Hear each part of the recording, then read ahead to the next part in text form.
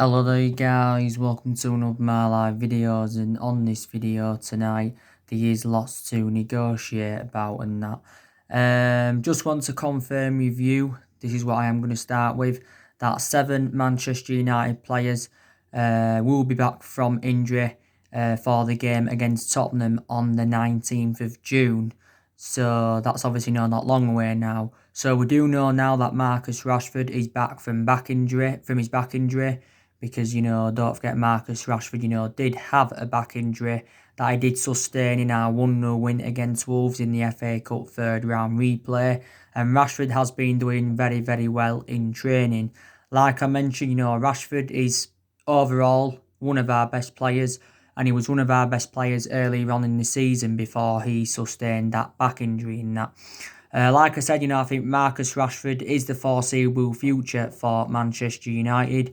Of course, don't forget back in 2018, Rashford had actually agreed to join Barcelona. But obviously, he believed that, he would not fit in at the new camp. And this is, why he didn't go to Barcelona. I think Real Madrid have also been in for him before. But up until this point, Rashford has spent the entirety of his career with Manchester United. He's been a United player since the age of 7.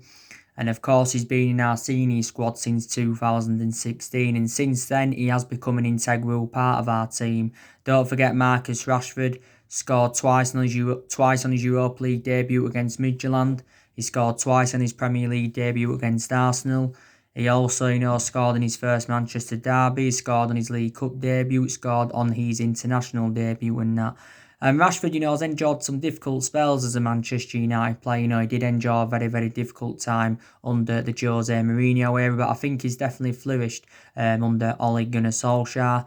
Don't forget, Marcus Rashford is one of the highest paid players at the football club, because he's on 200 grand a week, rising up to nearly 300 grand a week with bonuses involved. Rashford, I think, has got a contract with the football club till 2023. Now, there's a decision we've got to make with Marcus Rashford. Are we going to play Rashford centrally or are we going to play Rashford out wide? Because actually, Rashford seems more effective, when he does play out wide, But sometimes he can do well centrally as well. Obviously, it's Martial. He's been operating in that number 9 role this season. So we know now that Marcus Rashford is back from injury. Martial, he's also back as well because Anthony Martial has sustained quite a few injuries this season. I've got to say, before the football season was suspended, Martial was in a good vein of form. He was in a really, really good vein of form. Like I said, Martial is now into his 5th season at Manchester United. This has been his 5th season with the club, I think one of the best seasons Anthony Martial enjoyed was his debut season under the Louis van Gaal era. Don't forget, we did pay £36 million for Martial, potentially rising up to 57 or 58 million based on goals and achievements. And we did get him as a 19-year-old, and now, of course, he is 24. Don't forget, was it last year Martial had signed a new long-term contract at the football club worth around £200,000 a week. So it is good now, that he is back in action. Also, too, we do know that Paul Pogba is back. He's recovered from an ankle injury. Paul Pogba's only played 8 times this season for the football club. His appearances have been limited due to his injuries. The last game Paul Pogba did play was our 4-1 win against Newcastle. And the last time he started from the start was back in September and that. But it is good now, that he's back. He's Paul Pogba. And he has been doing really, really well in training alongside Bruno Fernandes.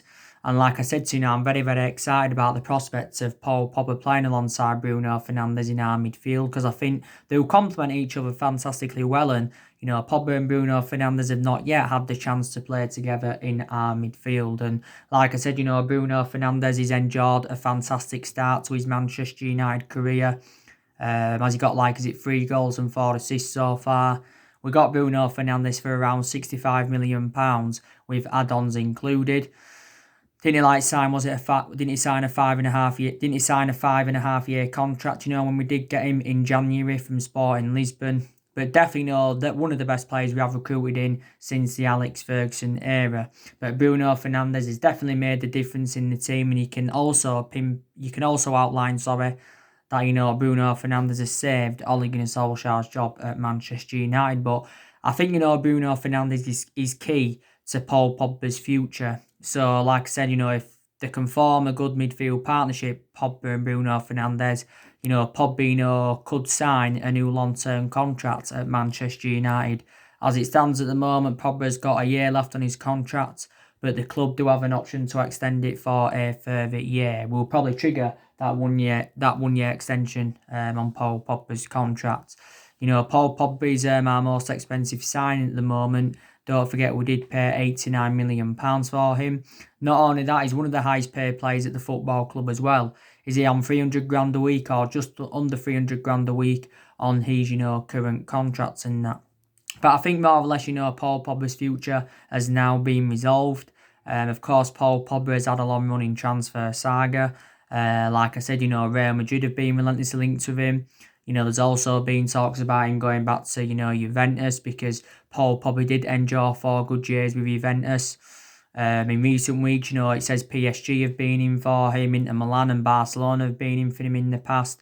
But we've already confirmed anyway that Paul Pogba's not for sale, because it did say we value Paul Pogba at around £150 million.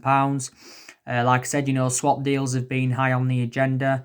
Juventus have tried offering us a few of their players for Pogba. It said the other week that Real Madrid had offered up to 4 of their players for Paul Pogba as well. But, swap deals are very, very rare in the modern game. But I think now anyway, Paul Pogba wants to stay at Manchester United. Obviously, last summer Paul Pogba did make the admission saying that he wanted to leave the football club because, he said he was seeking for a new challenge and even publicly admitted that he wanted to leave the football club. His preference was a move to Madrid last summer, but the main explanation why his move to Real Madrid didn't materialise last summer was reflecting on the substantial amount we put on him, because we said we wanted £180 million. But Pogba last year was talking a lot about Real Madrid, about his, dreams of playing under Zinedine Zidane.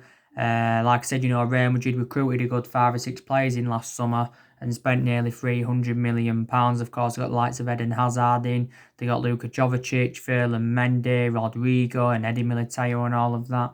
But they're looking to do more business, when the transfer market does open. They're also looking to offload players as well. Real Madrid. They're looking to get rid of Bale. They're looking to get rid of Eden Hazard. They're looking to get rid, I think, of Luka Jovic. You've got Karim Benzema, who's coming to an end of his career. They're looking to get rid of James Rodriguez. I think they're looking to get rid of Dani Ceballos on a permanent transfer as well. So there you go. But Real Madrid have got a lot of players on their agenda, and there's quite a few players they are planning to sign next summer, and that's Mbappe, Haaland, Jadon Sancho. It recently said Real Madrid are looking at getting him next summer. And like I said, there has been quite a few midfield targets on their agenda. But yeah, I think, definitely Paul Pogba is staying at the football club for next season. But I don't know about the foreseeable future. Depends on how he gets on with Bruno Fernandes in our midfield. Just depends how he gets on and that. You can say in reality, we made a mistake by getting rid of Paul Pogba when he was younger, because don't forget, we did have Paul Pogba under the Alex Ferguson era, but we had to let him go due to limited appearances. Like I said, Paul Pogba has won 2 trophies with the football club, and that was the Europa League and the League Cup in his first season at Man United.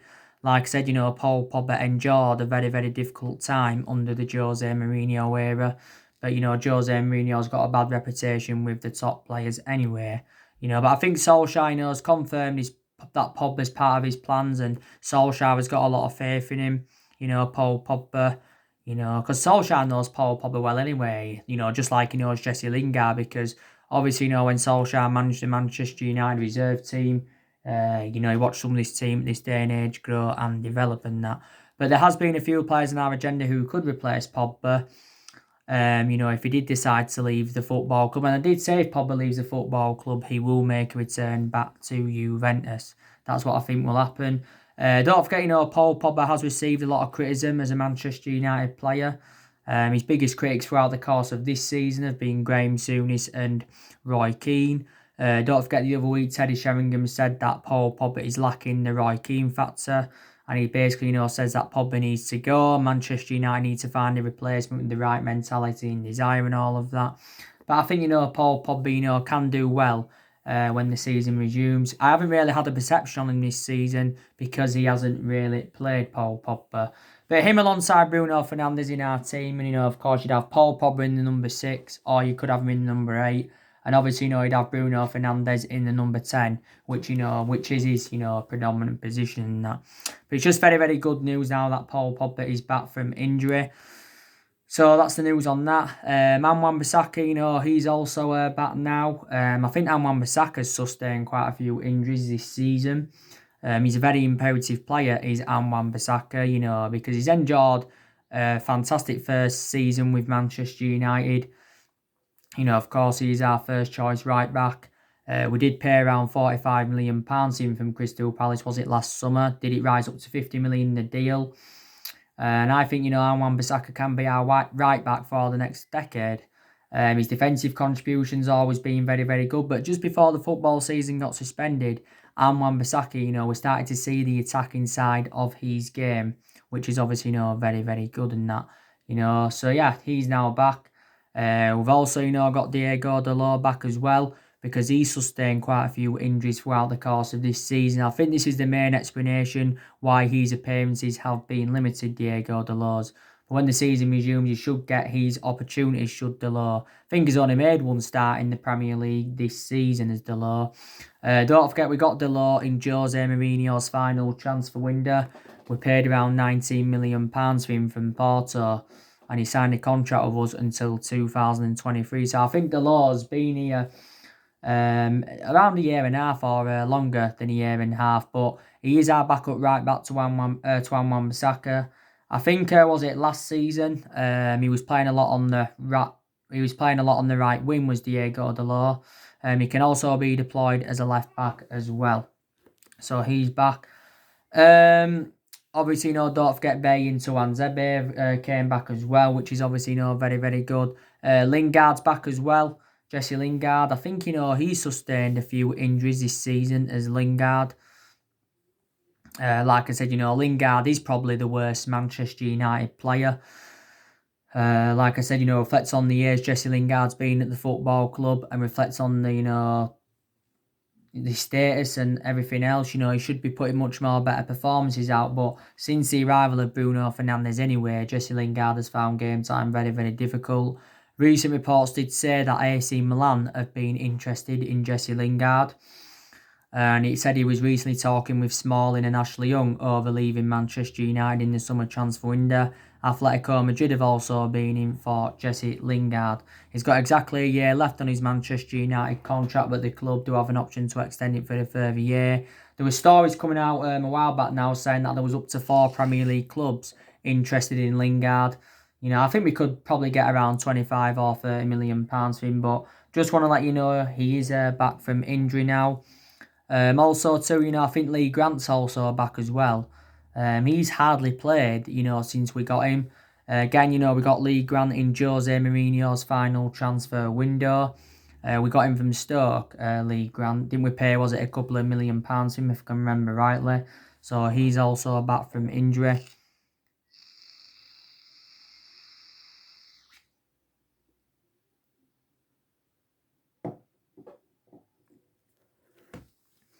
He's also back from injury in that. So yeah, so there you go. We have got a fully fit squad for the game against Tottenham.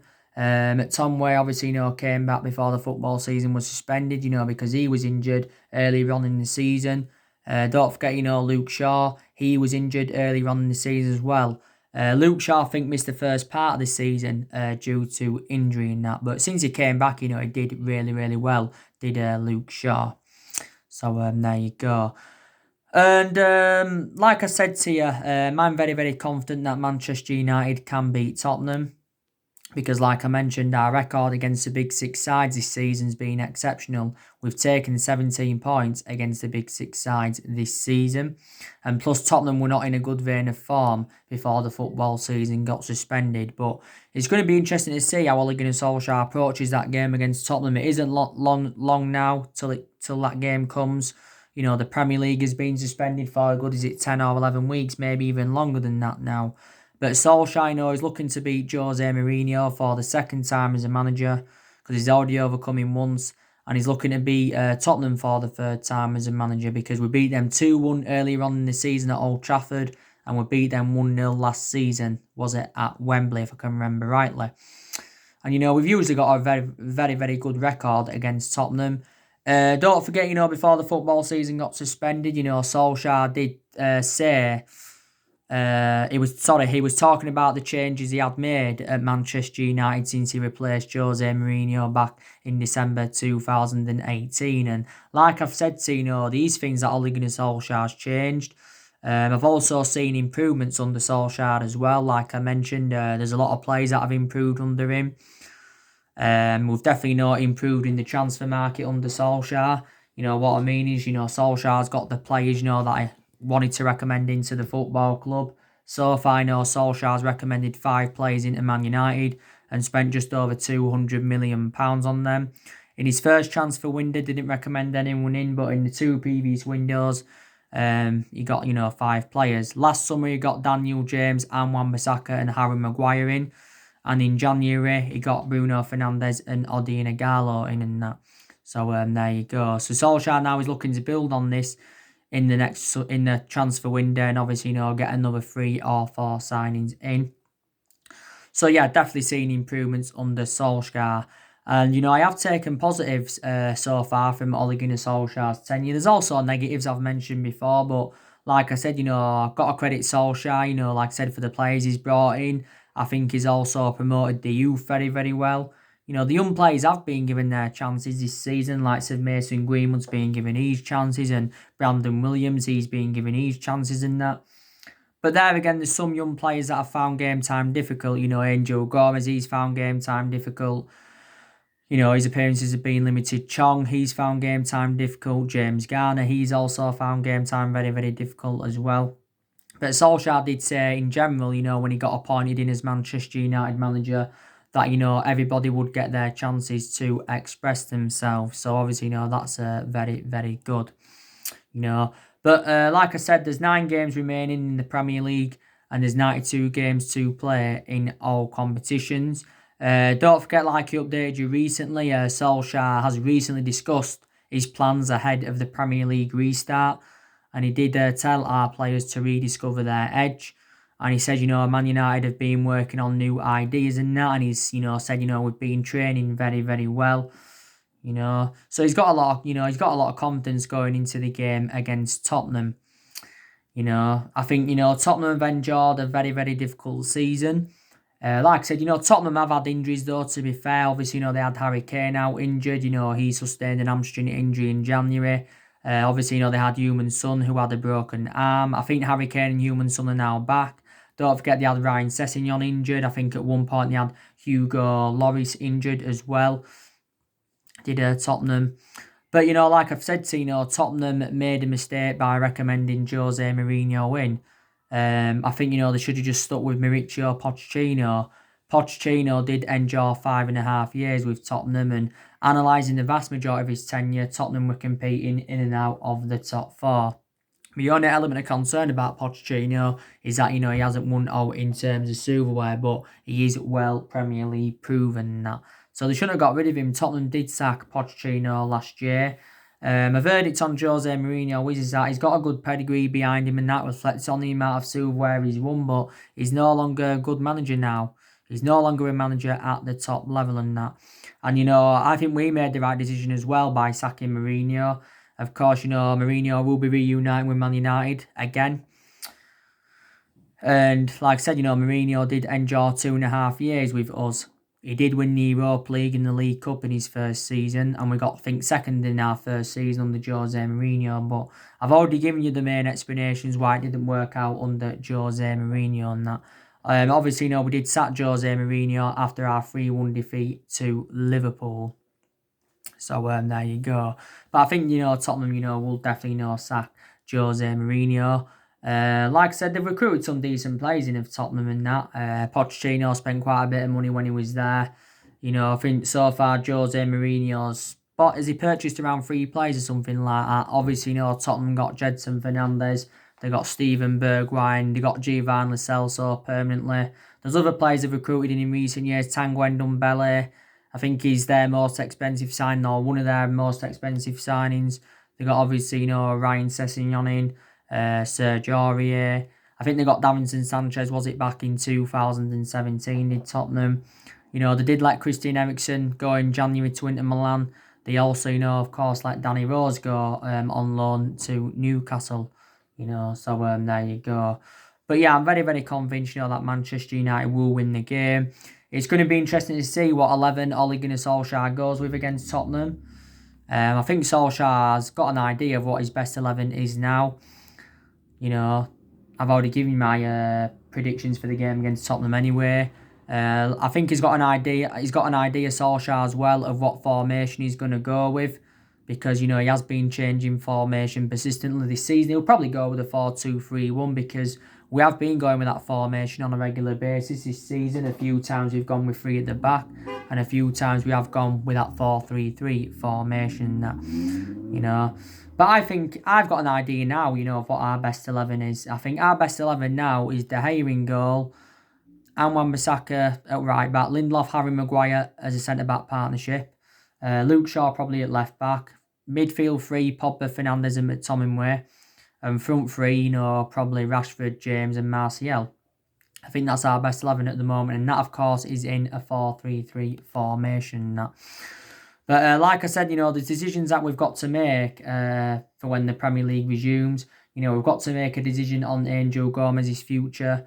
We've got to know what's happening with Diego Dalot. So these definitely decisions we've got to make. Who's going to be our first choice left back? Is it going to be is Luke Shaw going to remain our first choice left back, or is Brandon Williams going to become our first choice left back? Next season, will it be still Lindelof alongside Maguire in our back line, or will it be another centre half? But Lindelof's now facing competition anyway, because like I mentioned, we've got Bay and Tuanzebe that are back. Like I said as well, there's decisions that we've got to make in the summer transfer window of what players we're going to recommend in and what players, of course, we are going to get rid of. We are going to get rid of at least 5 players in the summer transfer window. We could maybe even get rid of 6 or 7 players, but we get rid of players in the summer transfer window. We're going to generate, some money in that aspect. I think, definitely Jones will go. We're looking to get rid of Smalling, Rojo and Sanchez on permanent transfers. At the moment, Smalling's on loan with Roma, Rojo's out on loan at Estudiantes, and Sanchez is on loan at Inter Milan. I heard that we're going to be loaning James Garner out. I think Jesse Lingard and Andres Pereira should also go. Don't forget, Dean Henderson's out on loan at the moment. He's out on loan at Sheffield United. Joe Pereira's out on loan at Hearts. Angel Gomez, I think he's going because there's no signs of him signing a new contract. Don't forget, I give you the news on Daniel James this morning. I give you the news on him. There's been reports saying that Daniel James will be loaned out for next season if Manchester United sign Jadon Sancho in the summer transfer window. And it says, though, even though we could be loaning him out, we will offer Daniel James a new contract. So if he signs this new contract, he will get a pay rise. Like I said, Daniel James has enjoyed a fantastic first season with Man United. He's played around 37 games in all competitions this season. We paid only £15 million for him from Swansea last summer. Don't forget, James did sign a 5-year contract, but obviously, the club do have an option to extend it for a further year. But like I said, for the vast majority of this season, James has been playing on the right, even though he is more effective on that left-hand side and that. But yeah, so we're going to get rid of players. And like I said, Solskjaer's got rid of a lot of the deadwood anyway, since he got recommended into the football club.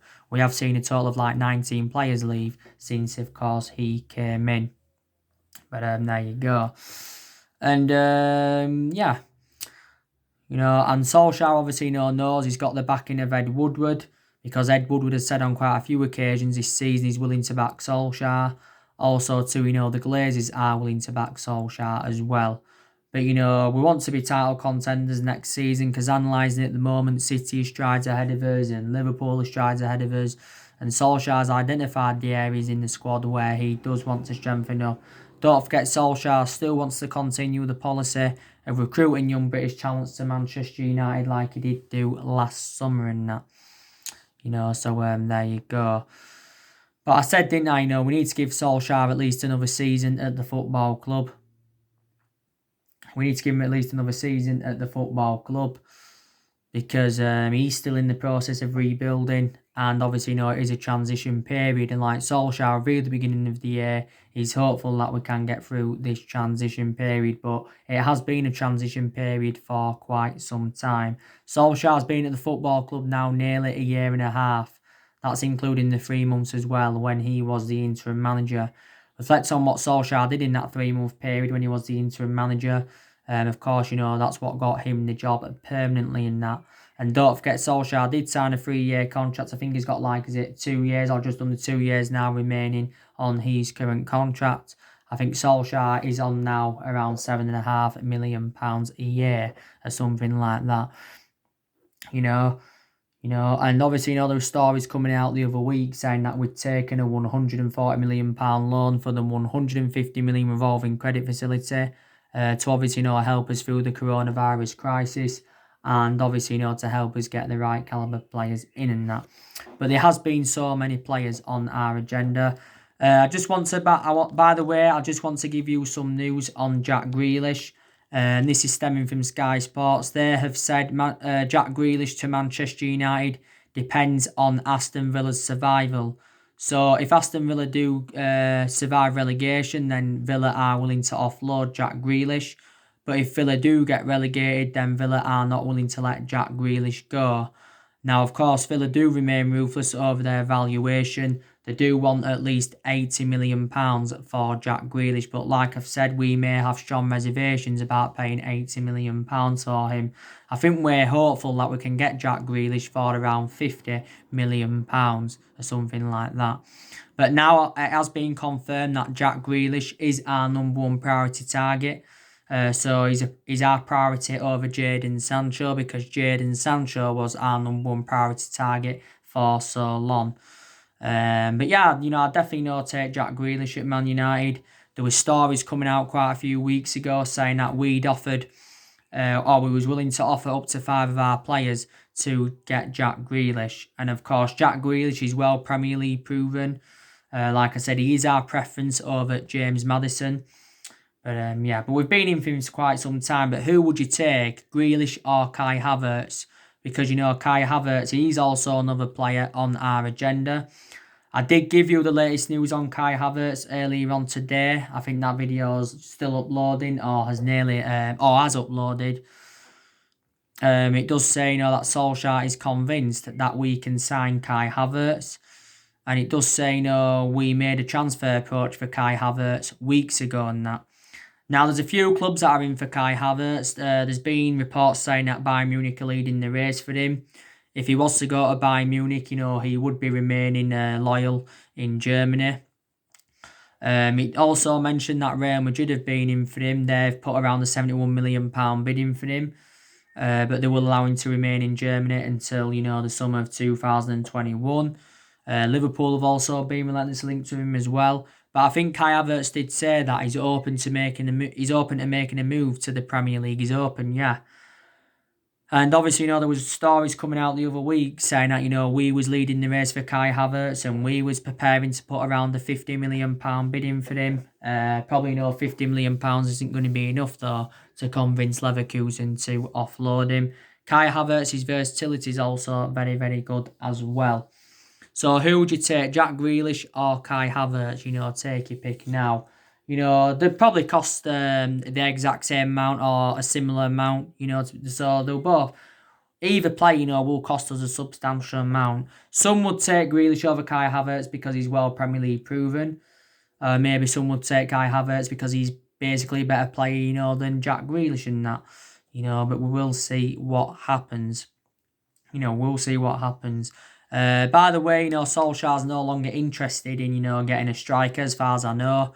Obviously, because he wants to see how the development goes with Mason Greenwood. And obviously, with Odion Ighalo recently extending his loan at the football club and that. So this is why he's no longer interested in getting a striker in. We have got around 9 players' contracts that are due to expire next year. So this is something else we do need to resolve. But to be fair, a lot of players' contracts have been extended since Solskjaer came in and that. But like I said, there's things to look forward to for when the season resumes. You know, the top four is a priority for us. Because obviously, you know, we do want qualification for the Champions League for next season. Also, too, the FA Cup's a priority for us. The Europa League is a priority for us as well.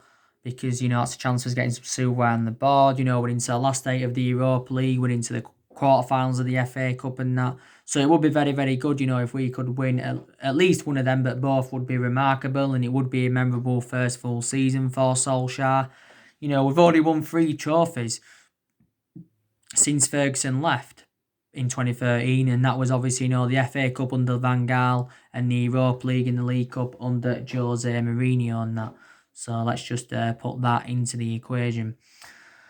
Obviously, you know, my video that I did this morning, I obviously, you know, give you the news on, you know, Jude Bellingham. Obviously, you know, as well, give you the news on Donny van de Beek from Ajax. There's been stories coming out from the Times saying that we have renewed our interest in Donny van de Beek, and reportedly, you know, we have been in talks with Ajax to sign Donny van de Beek, and we are planning to hijack Real Madrid's pursuit of Donny van de Beek, because reports did say that Donny van de Beek has already agreed to join Real Madrid for around 49 million. Woodward's looking to get Donny van de Beek for around £36 million or something like that. Van der Sar did recently say, though, who's the CEO of Ajax, he said, you know, that there was an agreement that he would stay with he would stay with Ajax for another season and that. You know, so there you go. So we are now looking to get Donny van de Beek on the board. You know, obviously, like I said, I give you the news on Daniel James and that. So nothing much really more to say. So anyway, guys, that's everything to update today. Drop your comments, like, explore on the channel. If you do, consider subscribe as always, and take care. God bless. See you all again very, very soon.